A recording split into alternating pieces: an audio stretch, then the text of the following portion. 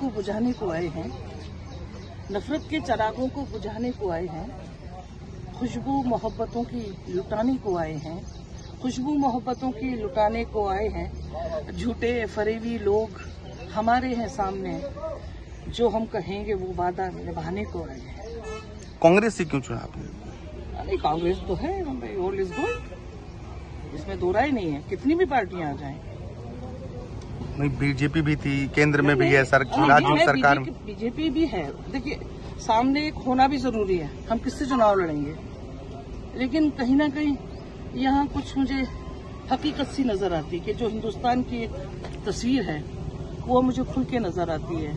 और बस यही सोच कर मैंने। आप हिंदू मुस्लिम की बात कर रही थी, एमपी में क्या हालात लगते हैं आपको अगर उस परिदृश्य से देखें? आज से जो 15 साल पहले जो हालात से, उसके बाद थोड़े हालात में गिरावट तो आई है, बेशक आई है।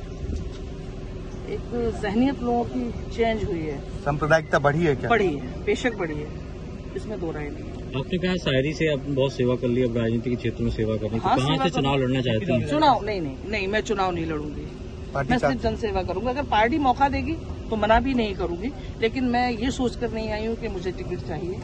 ये मीडिया के सामने आज मैं कह रही हूँ, उस बात पे कायम रहूंगी मैं। लेकिन एक अच्छा आप जहाँ खड़ी हो जाए आवाज है, महफिल जम जाती है।